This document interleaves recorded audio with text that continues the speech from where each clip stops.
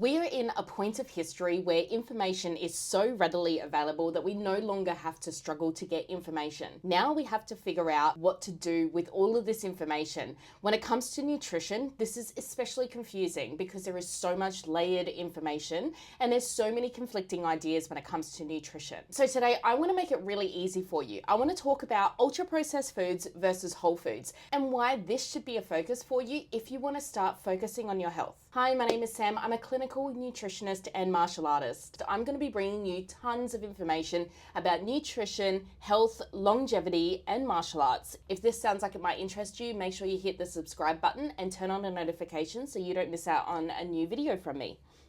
So first of all, let's talk about what ultra-processed foods are. So essentially, it's a food that you would never find in the wild, and it is a food that has been artificially created within a lab using extracts from proteins, fats, and carbohydrates. The people who make ultra-processed foods put a lot of science into it, and this is because they're trying to get the correct sugar, fat, carbohydrate, mouthfeel ratio so that it is made addictive so that you keep coming back time and time again. Some really common ultra-processed foods are things like confectionaries, candies, breakfast cereals, biscuits, pastries, fruit-flavored yogurts, instant soups, and of course, sugary carbonated soda drink. According to the Public Health Association of Australia, up to 42% of an Australian's total caloric intake comes from ultra-processed foods. Now, the reason why ultra-processed foods are so bad for us is because they have such a significant association with all-cause mortality. So essentially, it puts up your risk for heart disease, type 2 diabetes, obesity, and just generally not feeling great. And there's a couple of reasons why ultra-processed foods do this to us. So number one, they're really low in nutrient values. So we're getting a whole heap of calories into us, but we're not actually getting that many micronutrients. And we need micronutrients so that our cells can run properly, so that we can make chemical reactions happen in our body to produce anti-inflammatory chemicals, so that we can also make other chemical reactions happen in our body so that we can produce energy, so that we can think, so that we can walk, so that we can do anything. We need micronutrients to be able to operate in this world.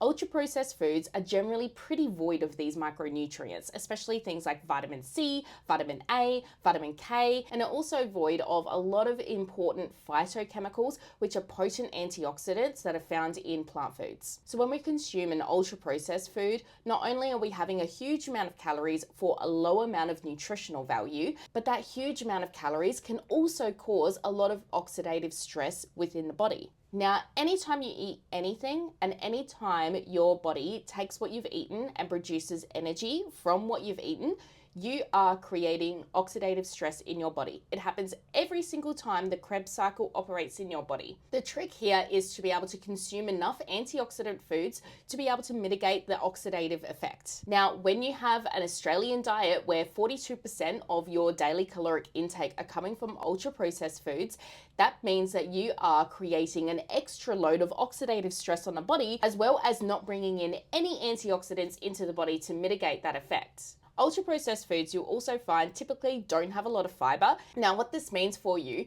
is without fiber, that is going to be digested into your bloodstream super fast, which is going to accelerate your blood sugar levels, which is then going to be followed by a steep drop. So essentially your energy is going to go really high and then it's going to come crashing back down, which we've all been through before. Now, when you do this, you're essentially sending your blood sugar on a roller coaster and spiking it really high, crashing down really low, getting that really low energy and thinking, I need something else to eat or drink, and going for another ultra-processed food, spiking it way back high, sending your blood sugar on a roller coaster. This is the grounds for creating something called insulin resistance, which essentially throws off your entire metabolism. It can also lead you down the health road of type 2 diabetes, as well as possibly exacerbating PCOS. And this is just one way that ultra-processed foods may harm your health. There's plenty of other ways too. So in short, we really don't want to be having too many ultra-processed foods in our diet. Now, this is not to be confused with minimally processed foods. So minimally processed foods are foods that are still processed by the food industry. However, they still have a lot of their natural health benefits intact. A really good example here is olive oil. Olive oil has been widely studied for its anti-inflammatory effects and how antioxidant it is. Minimally ultra-processed foods like olive oil are still keeping their antioxidant components intact. So whilst we want to try and avoid ultra-processed foods, that's not to be confused with minimally processed foods, which may have a lot of health benefits for you. Now, the problem with trying to limit ultra-processed foods is that we live in the year 2024, and if you're like me, you also live in Australia. This stuff is everywhere. And we also live in a world where our work-life balance is so out of control that even just cooking from home is a struggle for a lot of families these days. It is a dying art, and this is one of the best ways to avoid ultra-processed foods. And it started when we were kids as well. And you'll notice this next time you go to the grocery shop. A lot of ultra-processed foods are marketed and directed at children. And this is because they want to try and infiltrate the children as young as they can to try and get in on their taste buds so that as they age, as they grow up, they're still going to be consuming these ultra-processed foods. Now, I was that child. I loved ultra-processed foods growing up, and if I'm quite honest, there's still a lot of ultra-processed foods that I really loved, but I'm just older and wiser, and I now know the damage that ultra-processed foods can do to me if I eat them in huge quantities. So the fact that you're finding it hard to not eat ultra-processed food isn't your fault. It is something that was infiltrated on you at such a young age that you didn't really have that much control over. But now that we're all adults and now that we're trying to take control of our health, awareness is key. So now that we know what ultra-processed foods look like, what they can do to us, it's now up to us to try and reverse the effect that they had on us when we were kids. So what is the answer? Whole foods are the answer. No matter what kind of diet you're following, whether it be vegan, carnivore, keto, Atkins, whatever you follow, or if you just want to eat good, every single person can follow this lead, where you aim for more whole foods than you do ultra-processed foods. So this looks like buying a lot of fresh fruit and veg. It looks like buying a lot of beans and legumes, because even canned beans and legumes are a minimally processed food, not an ultra-processed food. It means also possibly buying fresh cuts of meat from the butcher. Now, when we focus on whole foods, it does mean that we're going to be needing to cook a lot more at home. Now, since we had our global pandemic, home cooking actually had a bit of a resurgence in Australia. We actually had more Australian adults try more newer recipes during the lockdown period. But we're still seeing a decline in home cooking. And in fact, it's an art that a lot of people don't feel really confident in. In fact, 2/3 of Australians say that they have 10 or less recipes in their repertoire. Now, being able to cook at home and having the confidence to cook at home is really where you're going to be able to capitalize on eating more whole foods. Because if you can prepare the food yourself, then you know that you're getting the ingredients from a whole food source. When you're buying food out and about, we have no idea how that food was prepared, and in most times it is ultra-processed foods. Because that's the whole thing with ultra-processed foods. They're extremely convenient. Home cooking isn't so convenient. And I think this is closely tied to how much people have to work these days. We now have both men and women in the workplace, meaning less people at home, less people to cook. HelloFresh have a really great report on the Australian food timeline, and it shows that more than 40% of baby boomers could cook more than 10 recipes, 34% of Gen Xers could cook more than 10 recipes, and now only 25% of millennials can cook more than 10 recipes. This shows that home cooking is a lost art, not necessarily because people don't want to cook, but because maybe we just don't have the time. But if you're looking to uncomplicate nutrition and you're looking for the easiest way to get your health back on track, focusing on whole foods over ultra-processed foods is the easiest way to follow. It's so much better than labeling foods good and bad, because that has a lot of morality tied to it, and that's where we get a lot of this disordered thinking and disordered eating, and a lot of people beating themselves up over food decisions.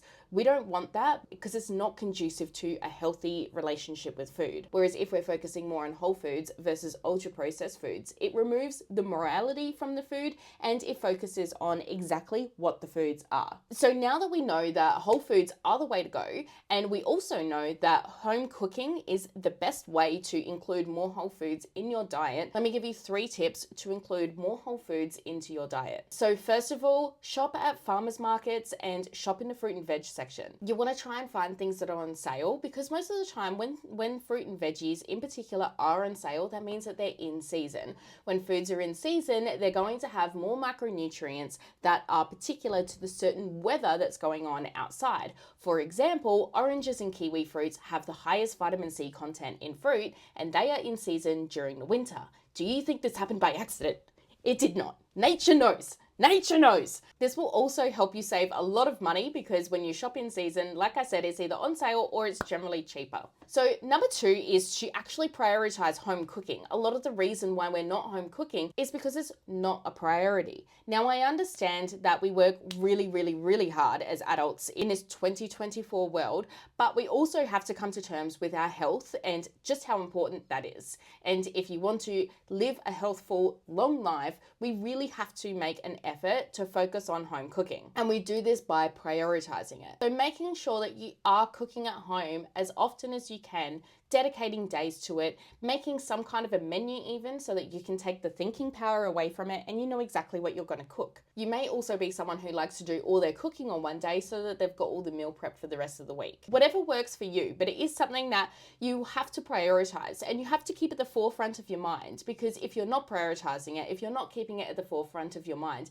then it's not going to be something that's important to you and you're going to be overcome by convenience foods, which are over processed foods, which is going to forego prioritizing whole foods and home cooking. So if you really do want to make a choice, this has to be a priority. And my 3rd tip is to store your leftovers in the freezer. I use super cubes. I go on about these all the time. I love them. I love them so much. You can get cheap copies on Amazon, and I think they also sell them now at Kmart. But these things are great to store leftover food from dinners, lunches, things like that, so that it's not going to waste. And it's better to stick it in the freezer because the freezer keeps it alive for months at a time. Whereas for me, I feel like the fridge is where leftovers go to die, because I forget about them in the fridge and they've only got a couple of days lifespan in there and then they're not so good. Whereas in the freezer, we can put it in there, forget about it, and then when you're having a day where you're stressed out, you don't have any money for takeaway, but you really want to have some home cooked food, then you can go to your freezer stash and you can find something in there that you cooked months ago, forgot about, and now it's in there, and now you get to have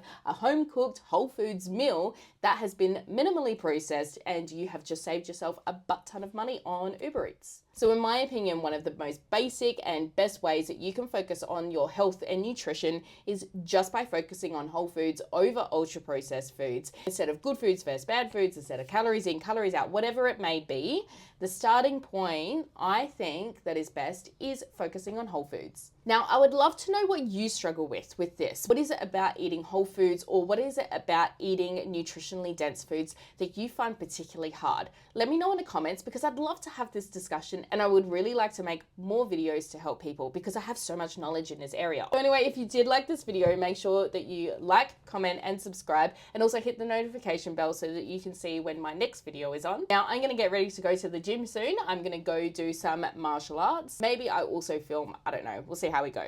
Thank you so much for being here and I'll see you soon. Bye.